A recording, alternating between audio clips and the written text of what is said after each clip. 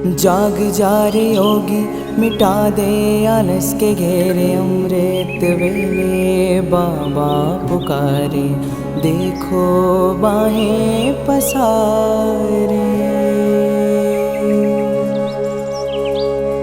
बाबा प्यार तुम्हारा अमृत वेले उठाता, मोहिनी रात में मुझे जगाता। प्रेम की घंटी हृदय मंदिर में बजती, परमात्मा पुकार में आत्मा सुनती। नींद पर होती योग की विजय, माया के होते सहज पराजय। आराम नहीं मिलन चाहती, बाबा संग आत्मा खिल जाती।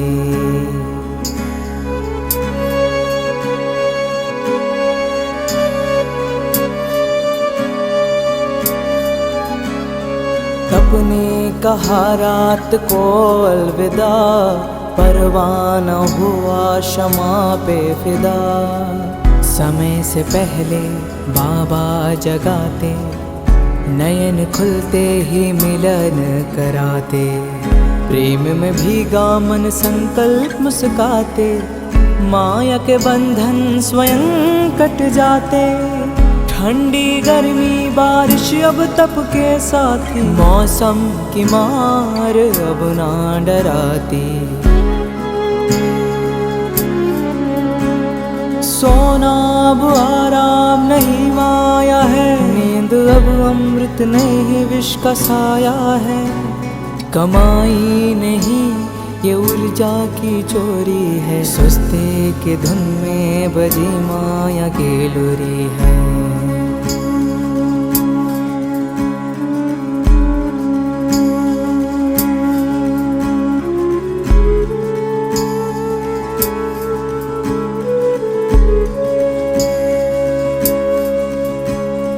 आराम की चाह वो रूह की लाचारी है, तप की राह में मन की हेरा फेरी है। जागृत में विश्व कल्याण का सूत्र हूँ, ब्रह्म मुहूर्त का प्रहरी मैं शिव पुत्र हूँ। सकल विश्व को तप से भरता, अमृत वेला में तपस्वी जलता। संकल्प से उठता नवयुग की नींव रखता, तप के ईंटों से स्वर्णिम स्वराज्य रचता। नींद की घड़ी अब बीत चुकी है, माया की छाया अब मिट चुकी है।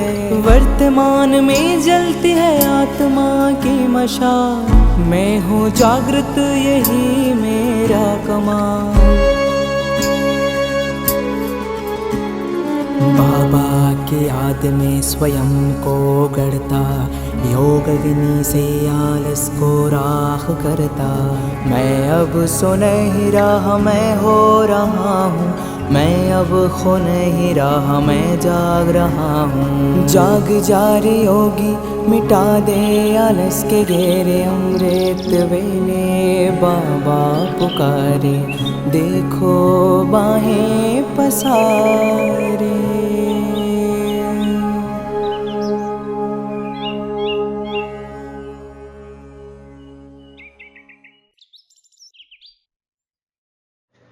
ஓம் சாந்தி. யுக மாற்றத்திற்கான நுழைவாயில் அமிர்த வேலை அப்படிங்கிற 108 நாள் பட்டியனுடைய 71வது நாள் 30/9/2025. ஓம் சாந்தி. அமிர்த வேளையில் எழுந்தது எண்ணம் பிரபுவினுடைய நினைவின் ஒரு உபகாரமாக உள்ளது.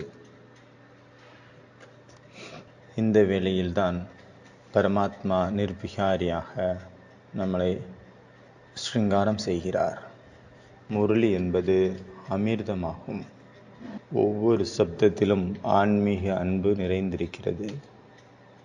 மனதில் உள்ள இருள் நீங்கிவிட்டது. இதுதான் ஈஸ்வரனின் உபகாரமாகும்.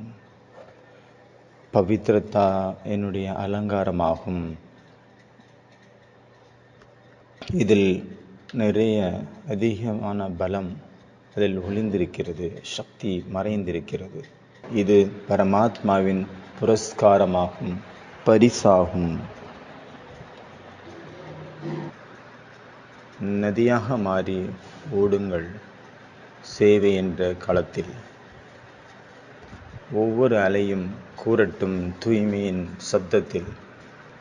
கங்கையில் என்ற அந்த அன்பான பிரகாசத்தில், பிரபுவின் நினைவில், அன்பின் பிரகாசத்தினால், பிரபுவின் நினைவினால் உலகமே பிரகாசமடைகிறது. ஒரு பாபா தான் என்னுடைய உலகம் உலகம் உலகம் ஆவார். அலைந்து திரியக்கூடிய மனசு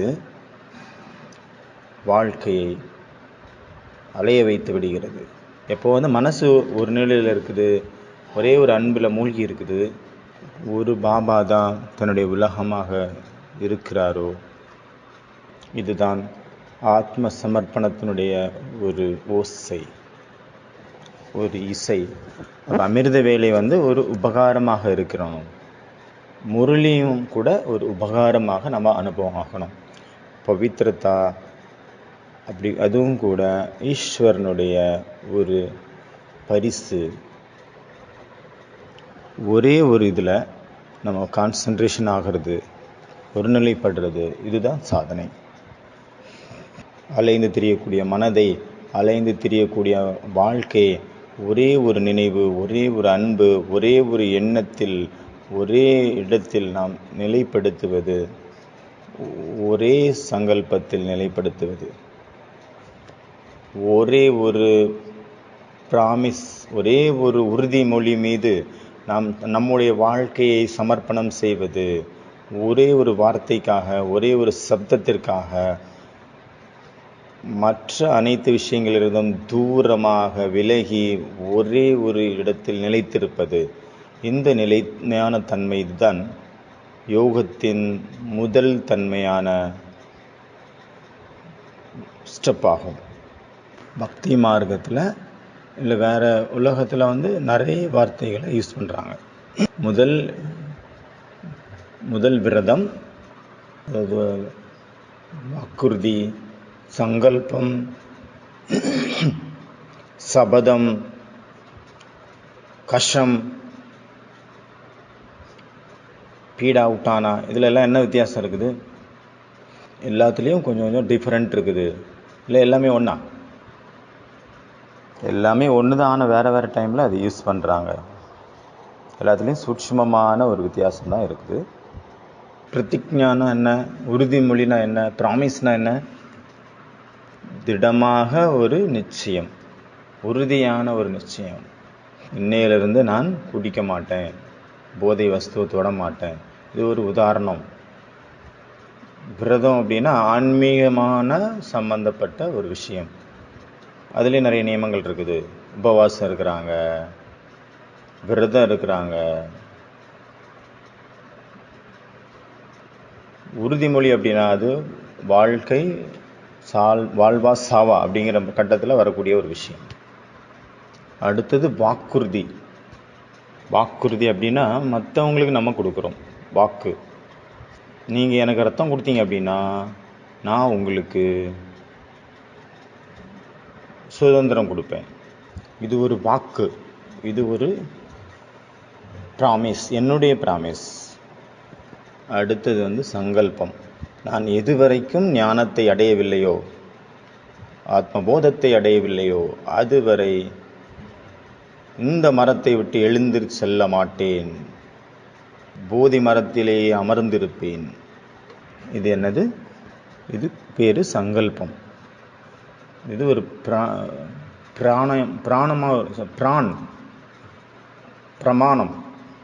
சபதம் எடுக்கிறாங்கன்னா சத்தியத்தான் பேசுவேன், சத்தியத்தை தவிர வேறு எதுவும் பேச மாட்டேன். இது சபதம். அஃபீஷியலாக எடுக்கிறாங்களே சபதம், அதுக்கு பேர் சபதம். கசம்னு சொல்லலாம், உருது வார்த்தை இது கஷம்ங்கிறது. அதே தான் அர்த்தம். ப்ராமிஸ்ன்னு சொல்லலாம். பிளட்ஜின்னு சொல்கிறாங்க, சங்கல்பம், இந்த மாதிரி நிறையா. இதில் எல்லாமே என்ன இருக்குது, ஒரே ஒரு சக்தி நிறைஞ்சிருக்குது அந்த இடத்துல. மனிதன் ஒரு நிலையை பற்றுறாரு அந்த தான் சொன்ன விஷயத்தில். தனானந்த், நீ என்னுடைய மகதத்தை சீரழித்து விட்டாய், உன்னை இந்த நாட்டிலிருந்து தூக்கி வீசும் வரை நான் ஓய மாட்டேன், என் குடிமையை கட்ட மாட்டேன், நான் என்னுடைய ஜான்சி தரமாட்டேன். ஜான்சி ராணி சொன்னாங்க இல்லையா, இதெல்லாம் என்னது, இது சபதம். அது பிரான்னு சொல்லலாம், விரதம்னு சொல்லலாம், சங்கல்பன்னு சொல்லலாம், பிரதிஜான்னு சொல்லலாம், சபதம்னு சொல்லலாம். ஒவ்வொரு நிச்சயம் வார்த்தைகளில் என்ன ஆகுது, ஒரு சக்தி நிறையுது. ஒருவேளை யாராவது குரூப்பாக சேர்ந்து ஒன்றாக ஒரு ப்ராமிஸ் எடுக்கிறாங்க அப்படின்னா, அப்போ அதுக்குள்ள இன்னும் நிறைய சக்திகள், அந்த ஊர்ஜா அங்கே நிரம்பிடுது. பீஷ்மருடைய பிரதிஜா, பீஷ்மருடைய ப்ராமிஸ், சாணக்கியருடைய பிரதிஜா ப்ராமிஸ் சபதம், அர்ஜுனனுடைய பிரதிஜா அர்ஜுனனுடைய சபதம். அர்ஜுன் திரௌபதிக்கு வாக்கு கொடுத்துருப்பார், பழிக்கு பழி வாங்குவேன் அப்படின்னு. அதுக்கு தான் சொல்லப்படுது. அதுக்கு என்ன பேர், வச்சன், அதாவது வாக்குறுதி, வாக்கு. மகாபாரதத்தை நம்ம பார்த்தா எல்லாருமே அவங்கவுங்க வாக்குகளுக்கு, அவங்க கொடுத்த வாக்கில் மாட்டிகிட்டு இருக்கிறாங்க. ப்ராமிஸ், அவங்க ப்ராமிஸ் கொடுத்தாங்க, அதுலேயே அவங்க மாட்டிகிட்டு இருக்காங்க, அதை காப்பாற்றுறதுக்காக.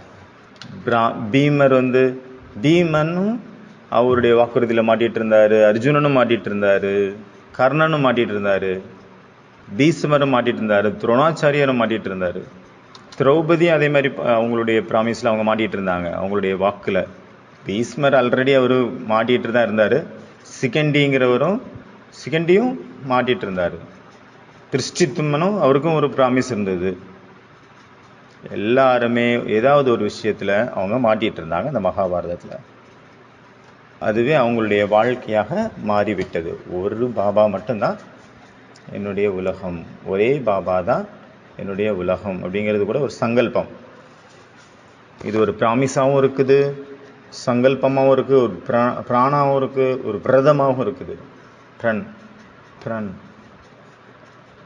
இது எல்லாரும் நிறைய பேர் சேர்ந்து இதில் ப்ராமிஸ் மொத்தமாக நம்ம எடுக்கிறோம் அப்படின்னா அதில் அவ்வளோ அளவுக்கிட்ட முடியாத சக்திகள் நிறைய. இது 1645 ராஜேஸ்வர் மகாதேவ் மந்திரில், ராஜேஸ்வர் மகாதேவ் அப்படிங்கிற கோவிலில் ஒருத்தர் சபதம் எடுத்தார்.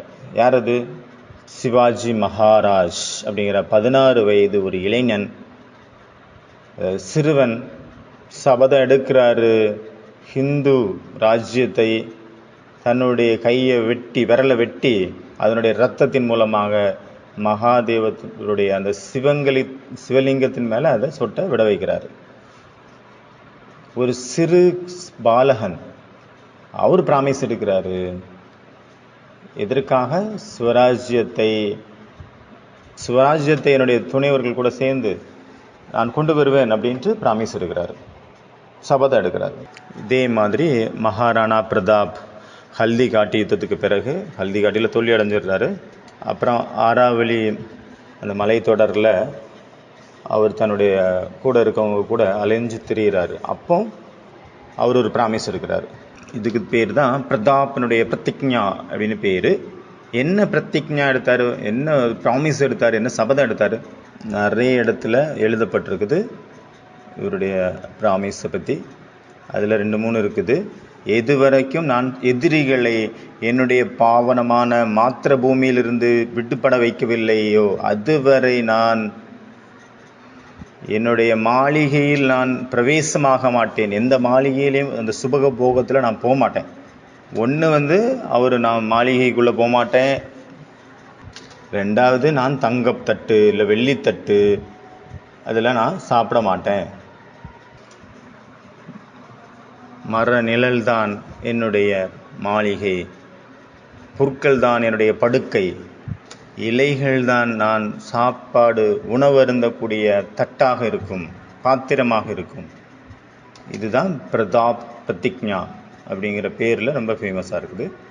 ப்ராமிஸ் எடுக்கிறாங்க அப்படின்னா அவங்க அதுக்குள்ளே என்ன இருக்குது, நிறைய ஊர்ஜா, அதாவது சக்தி வந்து நிறைஞ்சிருது. ஏகாக்கிரத மனசு வந்து ஒரு நிலைப்பட்டிருக்கு. அதை நீங்கள் ப்ராமிஸ்ன்னு சொல்லலாம், விரதம்னு சொல்லலாம், உறுதிமொழின்னு சொல்லலாம். பகத்சிங் கூட ஒரு ப்ராமிஸ் எடுத்தார், ஒரு வாக்கு கொடுத்துருந்தாரு. இந்த மாதிரி பல வார்த்தைகள் இருக்குது. ஆனாலும் கொஞ்சம் கொஞ்சம் ஒரு நூலிலைக்கான வித்தியாசம் இருக்குது, அவ்வளோதான். பிரதிஜ்ஞா, வச்சன், விரத, பிரான், பிரன், சபத், சபதம். 1947 ஒரு நேருஜி அவர் ஒரு ஸ்பீச் பண்ணுறாரு. அது கூட ஒரு ப்ராமிஸ் மாதிரி தான் இருந்தது, ஒரு உறுதிமொழி மாதிரி இருந்தது. சத்தியாகிரகத்தின் மூலமாக நாங்கள் சுதந்திரத்தை அடைவோம் அப்படிங்கிறது கூட ஒரு ப்ராமிஸ், உறுதிமொழி, ஒரு சபதம். போரஸ் என்ன சொல்கிறாரு, ஒரு ராஜா இன்னொரு ராஜா கூட எப்படி அலெக்சாண்டர் அவரை வந்து பிடிச்சிட்டாரு, தோத்துட்டாரு அலெக்சாண்டர்கிட்ட. அப்போ அவர் கேட்குறாரு, நான் உன்னை எப்படி ட்ரீட் பண்ணணும் அப்படின்ட்டு. அலெக்சாண்டர் எல்லாத்திட்டையும் அப்படி தான் கேட்பார். அப்போ அவர் சொல்கிறாரு, போரஸ், நீ எப்படி ஒரு ராஜாவை ட்ரீட் பண்ணியோ அதே போல் என்னை ட்ரீட் பண்ணு அப்படிங்கிறாரு. அலெக்சாண்டர், நீயும் அதே போல் என்னுடன் விவகாரம் செய்வாயாக, என் கூட அதே மாதிரி நீ இரு, அவ்வளோதான் அப்படிங்கிறாரு போரஸ். இதில் கூட என்ன இருக்குது, ஒரு சங்கல்பம் இருக்குது, ஒரு ப்ராமிஸ் இருக்குது. இது வரைக்கும் ஒருத்தராவது பசியில் இருக்காங்க என்னுடைய நாட்டு மக்கள், அப்போ நான் அமைதியாக இருக்க மாட்டேன். இது கூட என்னது, விவேகானந்தருடைய ஒரு ப்ராமிஸ் இது. அதில் ஒரு சங்கல்பம் அங்கே இருக்குது, திடமான சங்கல்பம். வம்சம் இல்லாமல் வாழ்வேன், வம்சம் இல்லாமலே சாவேன், இறப்பேன், இது என்னுடைய அகண்ட பிரதிஜ்ஞா ஆகும். பீஷ்ம பிதாமகருடையது இந்த ப்ராமிஸ். இதுக்கு பேர் தான் பீஷ்ம பிரதிஜ்ஞா, பீஷ்மரின் உறுதிமொழி. இந்த எல்லாத்துலேயும் என்ன இருக்குது, ஒரு சங்கல்பம் அதில் மறைஞ்சு இருக்குது, ஒரு சக்தி மறைஞ்சு இருக்குது. அப்போ இன்னைக்கு வந்து 3 சூத்திரம். ஃபஸ்ட்டு சூத்திரம் விரதம். ஃபஸ்ட்டு வந்து விரதம், அப்புறம் பரிவர்த்தனை, அப்புறம் விதி. நம்ம ப்ராமிஸ், சபதம் இல்லை விரதம் எடுக்கிறோம் அப்படின்னா அது மட்டும் பத்தாது, கூடவே ஒரு ஸ்ட்ராட்டஜி வேணும், பிளான் வேணும், ஒரு மெத்தடு வேணும், ஒரு ப்ரோக்ராம் வேணும், ஒரு ஸ்ட்ராட்டஜி வேணும், ஒரு பிளான் வேணும். நான் என்ன ஒரு சங்கல்பம் எடுத்தனோ அதை நம்ம எப்படி நடைமுறைப்படுத்துறது, அதுக்கான ஒரு பிளான்.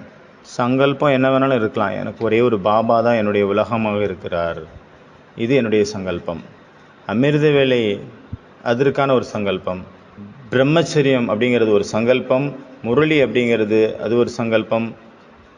முரளியை நான் ரிவைஸ் பண்ணுவேன், எல்லா பாயிண்ட்டையும் என்னுடைய மனசுக்குள்ளே என்னுடைய புத்தியில் செலுத்தி அது வந்து நல்ல சிந்தனை பண்ணி டெய்லி அட்டன் பண்ணுவேன். டெய்லி எல்லா வாணியும் நான் இந்த மாதிரி கரைச்சி குடிக்கிறேன், அது கூட ஒரு சங்கல்பம். நான் சுத்த உணவை மட்டும்தான் எடுத்துக்கொள்வேன், இது கூட ஒரு ப்ராமிஸ், ஒரு சங்கல்பம். எந்த ஒரு தளமாக இருந்தாலும், எந்த ஒரு இடமாக இருந்தாலும் நம்ம அதுக்குள்ளே மாற்றத்தை கொண்டு வர வேணும் அப்படின்னா அப்போ அந்த இடத்துல ஒரு ஏகாகிரதா, கான்சன்ட்ரேஷன் ரொம்ப ரொம்ப முக்கியம், ஒருநிலைப்பாடு ரொம்ப ரொம்ப முக்கியம். அதை பற்றி நம்ம உட்காந்து யோசிக்கணும். என்ன பண்ணலாம், எப்படி பண்ணலாம், ஏதோ ஒரு பிளான். அது என்ன வேணாலும் இருக்கலாம். ஒரு மனிதர் இருந்தார், அவர் வந்து கிராமத்தில் வந்து இந்த ஊஞ்சல் மாதிரி வச்சுருப்பாங்கள்ல, இந்த ரவுண்டாக சுற்றி வர மாதிரி, காலையிலேருந்து மத்தியானம் வரைக்கும், அப்புறம் மத்தியானத்துலேருந்து சாயங்காலம் வரைக்கும் அதில் அந்த ஊஞ்சல் ஆடிட்டே இருக்கிறாரு. அதாவது கொஞ்சம் ஒரு தடவை முடிஞ்சிச்சுன்னா நடுவில் போய் தண்ணி குடிக்கிறாரு, மறுபடியும் ஊஞ்சலில் ஆடுறாரு, சுற்றிட்டே இருக்கிறாரு. ஒருத்தவங்களுக்கு ரொம்ப ஆச்சரியமாக இருக்குது. அவங்க கேட்குறாங்க, உனக்கு இந்த ஊஞ்சலில் ஆடுறது ரொம்ப பிடிச்சிருக்கா? அவர் சொல்கிறாரு, பிடிச்சிருக்காப்பா, எனக்கு வாமிட் வருது, அதாவது வாந்தி வருது. நான் காலையிலேருந்தே ஒரே டிஸ்டர்பாக இருக்கிறேன், இந்த ஊஞ்சல் ஆடி டிஸ்டர்பாக இருக்கேன். அப்போ அவர் கேட்குறாரு, அப்போ எதுக்கு நீ ஊஞ்சல் ஆடிட்டுருக்குற கண்டினியூஸாக? இந்த ஊஞ்சலினுடைய ஓனர் வந்து என்கிட்ட 100 ரூபா கடன் வாங்கியிருந்தார். அவர்கிட்டருந்து எப்படி கடனை வசூல் பண்ணுறதுன்னு தெரில. அதனால் அந்த 100 ரூபாய்க்கு பதிலாக அந்த ரேட்டுக்கு எவ்வளோ ஊஞ்சல் ஆட முடியுமோ அவ்வளோ ஆடிட்டுருக்கிறேன். ஒரு நாள் ஃபுல்லாக ஊஞ்சல் ஆடணும், அதுக்காக தான் நான் ஊஞ்சல் ஆடிட்டே இருக்கிறேன். அதாவது அவருடைய கடனை வாங்குறதுக்கான ஒரு மெத்தடை அவர் கண்டுபிடிச்சிட்டாரு. எப்படி கடனை நம்ம வாபஸ் வாங்குறது, நம்ம என்ன அடைய விரும்புகிறோம், நம்ம என்ன ஒரு விருப்பம் வச்சுருக்குறோம், நம்ம என்ன ஒரு சங்கல்பம் வைக்கிறோம். அதாவது நான் டயட் பிளான் வச்சுருக்கிறேன், நான் ஒரு நேரம் தான் சாப்பிடுவேன் ஒரு நாளைக்கு, மீதி நேரத்தில் நீர் ஆகாரம் எடுத்துப்பேன், இல்லைன்னா பழங்கள் சாப்பிடுவேன், சமைத்த உணவுகளை ஒரு தடவை தான் சாப்பிடுவேன். இந்த மாதிரி நிறைய ப்ராமிஸ் எடுத்துக்கலாம். இது கூட ஒரு உறுதிமொழி, சங்கல்பம், விரதம், பிரதிஜ்ஞா அப்படின்னு சொல்லிக்கலாம். இவ்வளோ தான் எனக்கு வெயிட் இருக்கணும், 60 கிலோவுக்கு உள்ளதாக இருக்கணும், 50 கிலோவுக்கு உள்ளதாக இருக்கணும் அப்படிங்கிற மாதிரி ஒரு எண்ணம் வைக்கிறோம் அப்படின்னா அது கூட ஒரு சங்கல்பம் தான். நாம் இந்த மாதிரி தான் மற்றவங்களுக்கு தெரியணும், ஸ்தூலமாக என்னுடைய வாழ்க்கையில் இந்த மாதிரி தாரணைகள் இருக்கணும். எப்படி இவங்களுக்குள்ள இந்த மாதிரி எண்ணங்கள் தெரியுதோ, அதாவது அமிர்த வேலையில் நிரந்தரமாக நான் சொல்லிகிட்டு இருக்கிற விஷயத்தில் அந்த பட்டியினுடைய சம்மந்தம் கிடையாது. நம்ம இப்போ அமிர்த வேலையை பட்டி பண்ணிகிட்ருக்கோம், அதுக்கு சம்மந்தம் கிடையாது. இந்த புத்தகத்துலேயும் எந்த ஒரு சம்மந்தமும் இல்லை, இந்த கிளாஸ்லேயும் எந்த ஒரு சம்மந்தமும் இல்லை. அமிர்த வேலை அப்படிங்கிறது நிரந்தரமான சாதனை. 4 நாள் நான் பண்ணிட்டேன், 5 நாள் பண்ணேன், 10 நாள் பண்ணேன், 1 மாதம் பண்ணேன், 1 வருஷம் பண்ணேன், இதில் இந்த மாதிரி விஷயமே கிடையாது. அது நம்மளுடைய வாழ்க்கையாக மாறிடணும், வாழ்க்கையின் ஒரு அங்கமாக ஆயிடணும், நம்மளுடைய சுபாவமாக மாறிடணும். இதை வேறு யாருக்கும் காட்டுறதுக்காக இல்லை, சகஜமாக சுபாவமாக அது மாறிடணும். நம்ம எதுவும் செய்ய வேண்டிய அவசியம் கிடையாது. அதே போல் சேவை கூட என்னது, சுய விருப்பத்தோடு இருக்கணும், தானாகவே ஆட்டோமேட்டிக்காகவே சேவை கூட. நதியாக ஆகி ஓடுவாயாக சேவை களத்தில், அந்த அலைகள் கூறட்டும் தூய்மையான சப்தங்களால், என்னுடைய கர்மம் அன்பான பிரகாசம், இறை நினைவுதான் இந்த உலகிற்கு வெளிச்சமாகும். அந்த கவிதையில் உள்ள வார்த்தைகள் தானாகவே அது போயிட்டுருக்குது. நதி அலைகள் மாதிரி, நதியினுடைய ஓட்டம் மாதிரி போயிட்டே இருக்குது சேவை, அவ்வளோதான், நேச்சுரல். நீங்கள் எங்கெல்லாம் போகிறீங்களோ அங்கெல்லாம் சேவை நடக்குது. உண்மையான சேவை என்ன அப்படின்னா நமக்கே தெரியல, நம்ம மூலமாக சேவை நடந்துட்டு இருக்குது அப்படிங்கிறது நமக்கே தெரியாது. தானாகவே எல்லாமே நடக்குது, நம்ம எதுவுமே செய்யறதில்ல, நம்ம எதுவும் செய்யாமலே அது தானாகவே நடக்குது. அதனால் இன்றைய 3 சூத்திரம், 3 விஷயங்கள். ஒன்று விரதம், ரெண்டாவது அதாவது விரதம் அது நிச்சயம், பிரதிஜ்ஞா, ப்ரண், வச்சன், சபத், அப்புறம் வாய்தா, இந்த மாதிரி நிறைய வார்த்தைகள் இருக்குது. பிளட்ஜ், ஓத், இந்த மாதிரி நிறைய வார்த்தைகள். தமிழில் சபதம், உறுதிமொழி, வாக்குறுதி, இந்த மாதிரி சொல்கிறோம். நம்ம டெய்லி அமிர்த வேலையில் முழு நாளுக்கான அட்டென்ஷன் வைங்க. அமிர்த வேலையிலிருந்து உங்களை நீங்களே செக் பண்ணுங்கள். நான் என்ன ஒரு விரதம் எடுத்திருந்தனோ அதன்படி நான் நடக்கிறேன்னா, அதற்கான எண்ணங்களை எனக்குள்ளே ஏற்படுதா?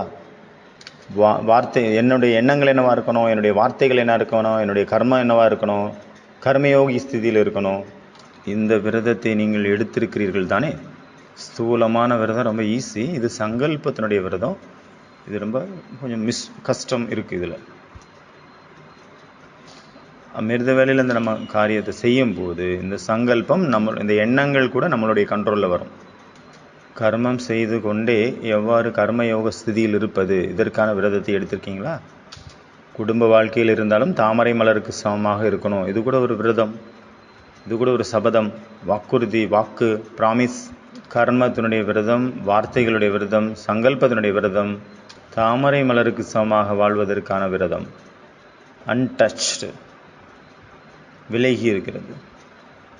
இந்த உலகத்தினுடைய எந்த ஒரு கவர்ச்சியும் நமக்கு சாப்பாடு கொடுக்குற மாதிரி, அதாவது நம்மளுடைய தாகத்திற்கு தண்ணி ஊற்றுற மாதிரி ஆயிடக்கூடாது. பணத்தினுடைய பசி, பேரு புகழுக்கான பசி, மானம் மரியாதையினுடைய பசி, பதவியினுடைய பசி, சாதனங்களுடைய பசி, சுயநலத்தினுடைய பசி. யார் தாமரை மலருக்கு சமமாக இருக்கிறார்களோ அவர்கள் எப்படி சூழ்நிலைக்கு அடிமையாக முடியும்? அவர்கள் ஞாரா மற்றும் பியாராவாகத்தான் இருக்க வேண்டும். ஒருவேளை சிரேஷ்டமான விருத்தி ஸ்திதி சூழ்நிலையிலையும் நீங்கள் சிரேஷ்டமான ஸ்திதியில் இருக்கும் பொழுது எந்த ஒரு சூழ்நிலையும் எந்த ஒரு வாயு மண்டலமும் உங்களை சேக் பண்ண முடியாது. விருத்தியின் மூலமாகத்தான் வாயுமண்டலம் உருவாகிறது. உங்களுடைய விருத்தி சிரேஷ்டமாக இருந்தது அப்படின்னா, பவர்ஃபுல்லாக இருந்தது அப்படின்னா, உங்களுடைய விருத்தியின் மூலமாகவே உள் உணர்வின் மூலமாகவே இந்த சுற்றுப்புற சூழ்நிலையை வாயுமண்டலத்தை நீங்கள் சுத்தப்படுத்த முடியும்.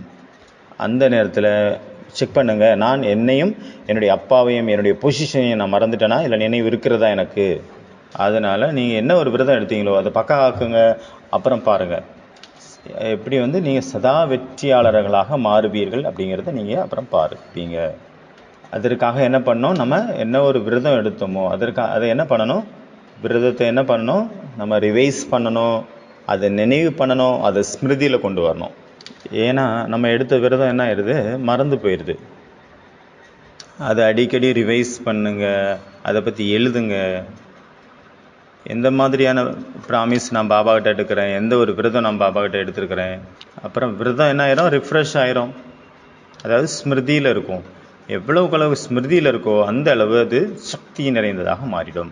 அமிர்த வேளையிலிருந்து ஒவ்வொரு நடத்தையும் நீங்கள் செக் பண்ணுங்கள். என்னுடைய திருஷ்டியிலிருந்து ஒவ்வொரு ஸ்திதியும் செக் பண்ணுங்க. அலௌகிகமாக இருக்கிறதா என்னுடைய திருஷ்டி, என்னுடைய முகத்தினுடைய போஸ் சதா மகிழ்ச்சியானதாக இருக்கிறதா, இல்லை ஸ்மைல் ப்ளீஸ்னு சொல்ல வேண்டியது இருக்குதா, ஒவ்வொரு சமயத்துக்கு ஏற்ற மாதிரி உங்கள் ஃபேஸ் மாறுதா, இல்லை சதா ஸ்மைலாக இருக்குதா. ஒரு மனுஷனுடைய சுபாவம் என்ன, மூட் சேஞ்ச். அடிக்கடி அவங்களுடைய ஃபேஸ் மாறிட்டே இருக்குது, மூடு மாறிட்டே இருக்குது. திடீர்னு ஒரு ஸ்டேஜ் இருக்குது, திடீர்னு பேசிகிட்டே இருக்கும்போது உடனே ஒரு ஸ்டேஜ் மாறிது டக்குன்னு. எங்களுடைய ஒரு நல்ல ஒரு பேஷண்ட் ஒருத்தவங்க இருந்தாங்க, 15-20 நாள் ஹாஸ்பிட்டலில் இருந்தாங்க. ரொம்ப கஷ்டப்பட்டு அவங்க போயிட்டாங்க, டிஸ்சார்ஜ் ஆகி. அவங்களுடைய 2 பசங்க வந்திருந்தாங்க ஹாஸ்பிட்டலில் எங்ககிட்ட சொன்னாங்க ஒரு விஷயம். அதாவது அவங்க போனாங்களாம், எல்லோரும் வாங்கன்னு எல்லாத்தையும் கூப்பிட்டாங்களாம். அப்போ சொன்னாங்களாம், நான் இப்போ போகிறேன், இந்த உடம்பை விட்டுட்டு போகிறேன் அப்படின்னாங்களாம். எல்லோரும் வந்துட்டாங்களாம், வெயிட் கேட்குறாங்களாம். அப்புறம் என்ன கேன்சல், போகிற பிளானை நான் கேன்சல் பண்ணிட்டேன் அப்படின்ட்டாங்க. இந்த மாதிரி ஏதாவது புதுசாக பண்ணிகிட்ருக்காங்க சார் அப்படின்னு அவங்க கம்ப்ளைண்ட் பண்ணியிருக்காங்க. பையன் கேட்டாரா, இன்னைக்கு போகிறேன்னு சொன்னீங்களே என்னம்மா ஆச்சு, போகலையா அப்படின்னு கேட்டிருக்காரு. அவங்க சொல்கிறாங்க, பிளான் கேன்சல் ஆகிடுச்சுப்பா அப்படின்ட்டாங்க. மூடு டைமுக்கு டைம் மாறிக்கிட்டே இருக்குது. ஒரே மாதிரியான மூடு, ஏக்ரஸ் மூடு, ஒரே ரசனையில் இருக்கக்கூடிய மூடு, மனநிலை, நிரந்தரமாக ஆள் மனசுக்குள்ள குஷி. அதனால் பாபா கேட்குறாங்க, உங்களுடைய முகத்தினுடைய போஸ் சதா மகிழ்ச்சியானதாக இருக்கிறதா, இல்லை அடிக்கடி டைமுக்கு ஏற்ற மாதிரி மாறிட்டே இருக்குதா. சில நேரம் சேவை செய்யும் பொழுது, இல்லைன்னா விசேஷமாக ஏதாவது ப்ரோக்ராம் இருக்கும்போது அப்போ மட்டும் அலௌகிகமான ஸ்மிருதி நினைவில் இருக்குது. அந்த நேரத்தில் நல்ல ஸ்மைலிங்கோடு இருக்கிறீங்க. நீங்கள் சாதாரணமான காரியம் செஞ்சாலும் கூட உங்களுடைய முகம் சதா ஸ்மைலோடு இருக்குதா, இல்லை உங்களுடைய முகம் விசேஷமாக இருக்குதா, ஸ்பெஷலாக இருக்குதா. காரியம் விவகாரம் நீங்கள் செஞ்சிட்ருக்கீங்க, பெருக்கிட்டுருக்கீங்க, துடைச்சிட்ருக்கிறீங்க, பாத்திரம் கழுவிட்டுருக்கீங்க. ஆனால் உங்களுடைய முகத்தை யாராவது பார்க்குறாங்க அப்படின்னா உங்களுடைய முகத்தில் ஒரு ஸ்மைல் தெரியுதா. நீங்கள் சாதாரண விஷயந்தான் செய்கிறீங்க, ஆனால் அவங்களுக்கு தெய்வீகமாக அனுபவம் ஆகணும். அந்த மாதிரி அனுபவம் ஆகுதா, இதை செக் பண்ணுங்கள். இல்லை நீங்கள் காரியம் செய்கிறீங்கன்னா, நான் சாதாரண காரியம் செய்யலை, ஒரு தெய்வீகமான காரியம் செஞ்சிட்ருக்கேன், இது அலௌகிகமான காரியம் செஞ்சிட்ருக்கேன், சாதாரண விஷயம் இல்லை பெருக்கிறது, நான் செய்யக்கூடிய காரியம் மிக உயர்ந்த காரியம், ஏன்னா இறை நினைவில் என்னுடைய ஒவ்வொரு கரங்களும் இயங்கிட்டு இருக்குது அப்படிங்கிற மாதிரி நினச்சிட்டு செய்கிறீங்களா, செக் பண்ணுங்கள். பேசும்போது உங்களுடைய முகத்தில், அப்புறம் முகம் சாதாரண காரியத்தில் செய்யும்போது கூட நியாராவாக மற்றும் பியாராவாக அனுபவம் ஆகணும். ஏதாவது தெரியாத உங்களை யாருன்னே தெரியாத ஒருத்தர் வராரு உங்கள் முன்னாடி திடீர்னு. அப்போ அவர் வந்ததும் உங்களை பார்க்கும்போது இவங்க ஒரு ஃபரிஸ்தா, அலௌகிகமான ஃபரிஸ்தா, உங்களுடைய வைப்ரேஷன், உங்களுடைய வார்த்தைகள் மூலமாக அவங்களுக்கு அந்த மாதிரி அனுபவம் ஆகுமா, அவங்க அந்த மாதிரி புரிஞ்சுக்கணும். அந்த மாதிரி உங்களுடைய செயல்கள் இருக்கணும். அமிர்த வேளை எந்திரிச்ச உடனே உங்களை நீங்களே அட்டென்ஷன் அப்படிங்கிற அந்த தண்டவாளத்தில் உங்களை நீங்களே ஓட விடுங்க. தண்டவாளத்தில் எது வரைக்கும் ட்ரெயின் இருக்கோ அது வரைக்கும் கரெக்டாக போகும். அதனால் செக் பண்ணுங்கள். நான் ஃபுல் டேயில் அந்த மாதிரி எந்த ஒரு வார்த்தையும் நான் பேசலை தானே, என்னுடைய மனசுக்குள்ளே எந்த ஒரு வீணான எண்ணமும் நான் செய்கிறது வரவில்லை தானே, எந்த ஒரு தவறான காரியமும் நான் செய்யவில்லை தானே. ஒவ்வொரு சங்கல்பத்திற்கும் முன்னாடி கரெக்டான அட்டென்ஷன் வைங்க. யோக யுக்தமாக இருக்கும் பொழுது ஆட்டோமேட்டிக்காக யுக்தியுக்தான சங்கல்பம் மற்றும் வார்த்தைகள் மற்றும் கர்மம் அங்கு நிகழும். அப்போ ஃபஸ்ட்டு என்னது, ஃபஸ்ட்டு பாயிண்ட் விரதம். அதனால் இன்றைய ஃபஸ்ட்டு ஹோம்ஒர்க்கு என்ன அப்படின்னா, ஏதாவது ஒரு விரதம் எடுக்கணும். ஒவ்வொருத்தரும் ஏதாவது ஒரு விரதம் இன்று எடுக்க வேண்டும். இப்போ இல்லை, இப்போ உடனே எடுக்க வேண்டாம், ஹோம்ஒர்க்கு அவ்வளோதான். இன்றைக்கி ஒரு விரதம் எடுங்க, அது முழுமையாக அதன் மீது சமர்ப்பணம் பண்ணுங்கள். இன்றைய நாளை அதன் மேலே ஒர்க் பண்ணுங்கள். அதை பற்றி யோசிச்சுட்டு இருக்கணும், அது இன்னும் டீட்டெயிலில் தேடணும். சரி, நான் அது என்னுடைய உடல் எடையை குறைக்கிறதுக்காக நான் ஒரு விரதம் எடுக்கிறேன் அப்படின்னா அது நீங்கள் நினச்சா மட்டும் பத்தாது. நான் வந்து என்னுடைய உடல் எடையை குறைக்கணும், இல்லை உடல் எடையை கூட்டணும், இல்லைனா 6 பேக்ஸ் வைக்கணும், இல்லை ஜிம் பாடி பில்டர் ஆகணும், அந்த மாதிரி ஏதாவது நீங்கள் சங்கல்பம் வைக்கிறீங்க அப்படின்னா வெறும் நினச்சா மட்டும் பத்தாது. அதுக்காக ஸ்டடி பண்ணணும். அதை எப்படி பண்ணுறது அப்படிங்கிற ஸ்டெப்பை வந்து ஃபஸ்ட்டு நம்ம தெரிஞ்சுக்கணும், எல்லா டீட்டெயிலும் தெரிஞ்சுக்கணும். ஏன்னா எப்போ நமக்கு பசிக்குமோ அப்போ நம்ம எடுத்த விரதம் எல்லாம் நம்ம சாப்பிடக்கூடாது, கம்மியாக தான் சாப்பிடணும்னு விரதம் எடுத்திருக்கோம் அப்படின்னா பசி வந்தால் 10 பறந்து போயிடும், 10 விரதமும் பறந்து போயிடும்.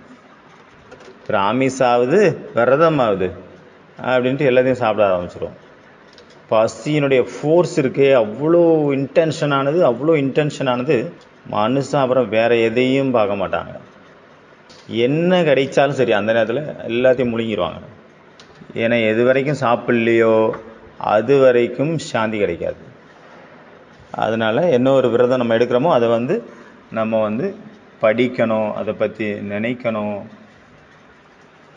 மற்ற உலகத்துக்கு காட்டுறதுக்காக அதெல்லாம் தேவையில்லை, நமக்காக செல்ஃபுக்காக, யாருக்கும் தெரிய வேண்டாது. அண்டர்ஸ்டாண்டிங்கோட புரிஞ்சுக்கிட்டு நம்ம அந்த விரதத்தை எடுக்கிறோம் அப்படின்னா அந்த அளவுக்கு அது கஷ்டம் கொடுக்கக்கூடியதாக இருக்காது. இல்லைன்னா மனசுக்குள்ளே ஒரு யுத்தம் நடக்கும், ஒரு ஃபைட்டே நடக்கும், பெரிய ஃபைட். ஒருவேளை வலுக்கட்டாயமாக நம்ம ஏதாவது செய்கிறோம் அப்படின்னா புரியாமல், அண்டர்ஸ்டாண்டிங் இல்லாமல் நம்ம ஏதாவது செய்கிறோம் அப்படின்னா அது வந்து நமக்கு கஷ்டத்தை கொடுக்காது. அதை ஃபாலோ பண்ணுறதுக்கும் நமக்கு ஈஸியாக இருக்கும். ஒரு நாளுக்காக எடுங்க, அப்புறம் 3 நாளைக்காக எடுங்க. கொஞ்சம் கொஞ்சமாக சின்ன வெற்றிகளை கொண்டாடுங்க. ஒரு வியாபாரி இருந்தார், அவர் ராத்திரி பகலாக ஒரே விஷயத்தை மட்டும் தான் யோசிச்சுட்டு இருந்தார். எண்ணெய், மசாலா, ரேஷன், இதை தான் அவர் வியாபாரம் பண்ணிகிட்டு இருந்தார். மளிகை கடை. அதனால் அவர் எங்கே போனாலும் அவருக்கு அந்த 3 பொருட்கள் தான் தெரியும். அந்த 3 பொருளை தான் பார்ப்பார், அதுக்கு தான் விலை கேட்பார். ரேட்டு எண்ணெய், மசாலா, ரேஷன். அவர் கேள்விப்படுறாரு, நம்ம ஊருக்குள்ளே வந்து ஒரு பெரிய ஞானி வந்திருக்கிறாரு, அவர் எல்லா கேள்விக்கும் என்ன கேள்வி கேட்டாலும் பதில் சொல்லிடுறாரு அப்படின்னு கேள்விப்படுறாரு. அப்போ அவர் நினைக்கிறாரு, அவர்கிட்ட அப்போ ஏதோ ஸ்பெஷலான ஒரு யுக்தி அவர்கிட்ட இருக்குது, ஒரு பிளான் இருக்குது. அப்போ அதை நம்ம கற்றுக்கிட்டு நம்மளுடைய வியாபாரத்தில் அதை ஈடுபடுத்தினா வியாபாரம் வந்து இன்னும் அதிகமாகும், அதனால் போவோம் அப்படின்ட்டு போகிறாரு. அப்போ அவர் ஞானிகிட்ட போகிறாரு, அவர்கிட்ட போய் உட்கார்றாரு. அப்போ அவர்கிட்ட கேட்குறாரு, நான் என்ன பண்ணால் இந்த வியாபாரம் வந்து பிச்சுக்கிட்டு போவோம், அதுக்கு ஒரு ஐடியா கொடுங்க. அவர் சொல்கிறாரு, நீ வந்து இமயமலைக்கு போ, 3 நாளைக்காக இமயமலைக்கு போ அப்படிங்கிறாரு. அங்கே போய் ஒரு 3 நாள் அங்கே ஒரு ஸ்பெஷலான ஒரு இடம் இருக்குது, அந்த இடத்துல இமயமலையில் ஒரு இடம், அந்த இடத்துல போய் உட்காந்துரு. அப்போ உனக்கு எல்லாமே கிடச்சிரும், நீ என்னெல்லாம் விரும்புறியோ அது எல்லாமே உனக்கு கிடச்சிரும் அப்படிங்கிறாரு. அவர் வந்து உடனே அவருக்கு சொன்ன உடனே போய் எல்லா ஏற்பாடும் பண்ணிட்டு அங்கே போயிடுறாரு. அப்போ இமயமலைக்கு போகிறாரு. அந்த இந்த ஒரு குறிப்பிட்ட இடம் சொன்னார்ல, அந்த இடத்துல போய் உட்கார்றாரு. 3 பகல் 3 ராத்திரி அவர் உபவாசம் இருக்கிறாரு. 3 நாளில் ரொம்ப டிஸ்டர்ப் ஆகிட்டார். அவர் என்ன நினச்சிட்டு இருக்காரு, ஒரு வாசல் திறக்கும், அதில் மசாலா கிடைக்கும், எங்கே இருந்தாவது எண்ணெய் கிடைக்கும், எங்கே இருந்தாவது ரேஷன் கிடைக்கும், ஏதோ கிடைக்கும் அப்படின்னு நினச்சிட்டு இருக்கிறாரு. ஆனால் 3 நாளும் ஒன்றுமே கிடைக்கல. அப்போ திரும்பி துக்கம் குழப்பத்தில் வந்துட்டுருக்கிறாரு. வந்து அந்த ஞானிகிட்ட சொல்கிறாரு, எதுவுமே கிடைக்கலங்க, நீங்கள் அட்ரஸ் தப்பாக கொடுத்துட்டீங்க. அந்த ஞானி சொல்கிறாரு, நீ ஒரு பொருளை பார்த்த, அதாவது ஒரு பொருளை பார்க்காம விட்டுட்ட, அது பார்க்குறதுல நீ மிஸ் பண்ணிட்ட. ஏன்னா உன்னுடைய புத்தியில் ரேஷன், எண்ணெய், அப்புறம் வந்து மசாலா நிறைஞ்சிருந்தது. ஆனால் ஒன்று நீ மறந்துட்ட, நீ எந்த நதியினுடைய கரையில் உட்காந்துருந்தியோ அந்த நதியை சுற்றி வைரங்கள் சிதறி கிடந்தது. அதை சுற்றி உனக்கு ஏதாவது ஞாபகம் வருதா, யோசிச்சு பாரு அப்படிங்கிறாரு. அவரு யோசிச்சு பார்க்குறாரு. ஆமாம் ஆமாம், நிறைய பிரைட்டாக ஏதோ மின்ற மாதிரி நிறைய பொருள் அங்கே கிடந்ததை பார்த்தனே, ஐயோ. ஆனால் நான் எல்லாத்தையும் நல்லா கவனிக்கலாங்க. என் மனசுக்குள்ளே எனக்கு எண்ணெய், ரேஷன் அதெல்லாம் நிறைஞ்சிருந்தது இல்லையா, மசாலா, அதுதான் அதை தான் தேடிட்டு இருந்தேனே தவிர நான் வைரத்தை நோட் பண்ணல. இப்போ ஞானி சொல்கிறாரு, நீ அங்கே போய் உனக்கு ஒரு பிரயோஜனமும் இல்லை, வேஸ்ட்டு தான் ஆச்சு. எவ்வளோ பெரிய பொக்கிஷம் கிடச்சிது, அதை கூட விட்டுட்டு வந்துட்டேன். உன்னுடைய ட்ரீமை நீ மிஸ் பண்ணிட்டேன். இப்போ 3 நாள் இல்லை, ஒரு நாளாவது ஏதாவது ஒரு விரதம் எடுத்துக்கோங்க. இது ஃபஸ்ட்டு காரியம். அப்புறம் 2வது காரியம், பரிவர்த்தனை சக்தியை காரியத்தில் ஈடுபடுத்துங்க. அமிர்த வேலையிலேருந்து நீங்கள் என்னெல்லாம் பார்க்குறீங்களோ, என்னெல்லாம் கேட்குறீங்களோ, என்னெல்லாம் பேசுகிறீங்களோ, அது எல்லாத்தையுமே லௌகீகத்துலேருந்து அலௌகீகமாக மாற்றுங்க. என்ன காரியமாக இருந்தாலும் சரி, லௌகீக காரியம், சின்ன சின்ன காரியம், உலக ரீதியாக அது லௌகீகமான காரியம். ஆனால் வண்டி ஓட்டிகிட்ருக்கிறீங்க, பெட்ரோல் போட போகிறீங்க, தோட்ட வேலை பண்ணுறீங்க, சாப்பிட்றீங்க, தூங்குறீங்க, இது ரொம்ப ப்ராக்டிஸு ரொம்ப ஈஸி தான். ஆனால் இது ரொம்ப அட்டென்ஷன் ரொம்ப ரொம்ப முக்கியம். எப்படி உடலுக்கான கிரியைகள், சாப்பிடுவது, தூங்குறது எல்லாமே இயற்கையாக ஈஸியாக இருக்குது. அந்த சரீரத்தின் கிரியைகளின் கூடவே ஆத்மாவிற்கான முன்னேற்றத்திற்கான மார்க்கம், ஆத்மாவனுடைய மார்க்கம், ஆத்மாவனுடைய போஜன், ஆத்மா ரூபத்தை பார்ப்பது, ஆத்மாவை பற்றி யோசிக்கிறது, இந்த மாதிரி சிந்தனைகளில் அந்த சாதாரண காரியம் செய்யும்போது நீங்கள் இருந்தீங்க அப்படின்னா உங்களுடைய லௌகீக காரியங்கள் எல்லாமே அலௌகீகமாக மாறிடும். அப்போ ஈஸியாக நீங்கள் பரிவர்த்தனை சக்தி அங்கே அனுபவம் செய்வீங்க. அதனால் அடுத்த ஹோம்ஒர்க் இன்றைய 2வது ஹோம்ஒர்க், உங்கள் வீடாகட்டும், உங்களுடைய ஆஃபீஸாக இருக்கலாம், அந்த சாதாரணமான இருக்கும்போது அதை ஒரு ஃபோட்டோ எடுத்துக்கோங்க. அதை சாதாரணமாக தான் இருக்கும், அது வீட்டில் இல்லை ஆஃபீஸு. அதை ஃபோட்டோ எடுத்துகிட்டு அதுக்கு கீழே எழுதுங்க, இது அலௌகீகமான பிளேஸ், அலௌகீகமான இடம். என்ன பண்ணணும், அது அலௌகீகமான ஸ்பேஸாக மாற்றிடுங்க. எப்படி ஒரு பேஷன் இருக்குது, சின்னதாக எது வேணாலும் எடுத்துக்கலாம்.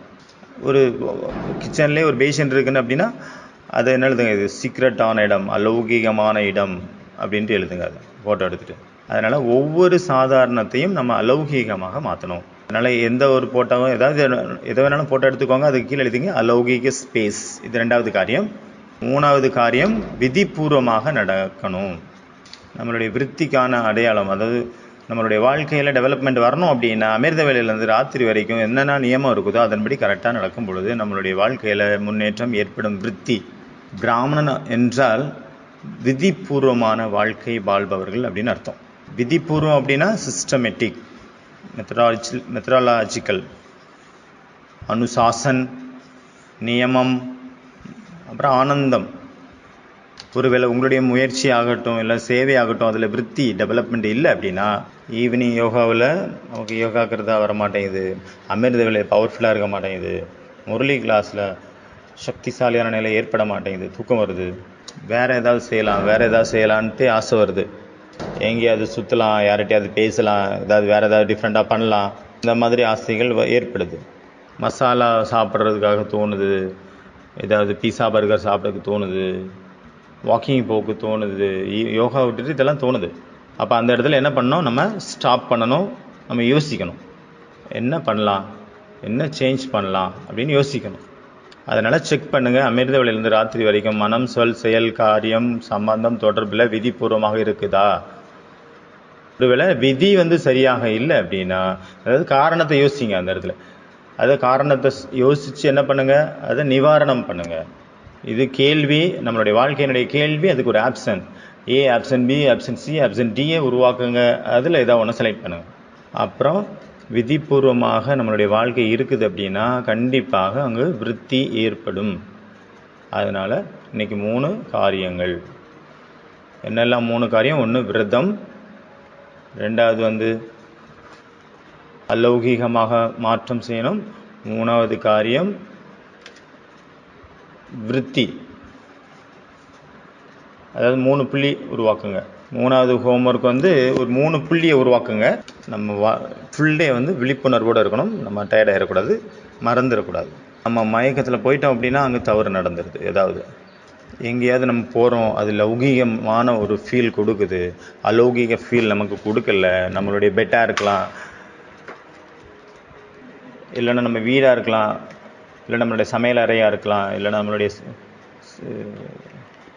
லிவிங் ரூமாக இருக்கலாம். அது நம்ம அங்கே போனோடனே நம்ம சாதாரண ஸ்திதியில் போயிடுறோம். நமக்கு பாபா நினைவு அங்கே வர்றதே இல்லை அப்படின்னா அந்த இடத்த ஃபோட்டோ பிடிச்சி அந்த இடத்த அலௌகிகமான இடம், அலௌகிக் ஸ்பேஸ் அப்படின்ட்டு இன்றைக்கி ஃபுல்லாக எங்கெல்லாம் உங்களுக்கு சாதாரணமான நினைவுகள் வருதோ அந்த இடத்த இன்றைக்கி அலௌகிகமாக மாற்றுங்க. ஸ்பெஷலாக அட்டென்ஷன்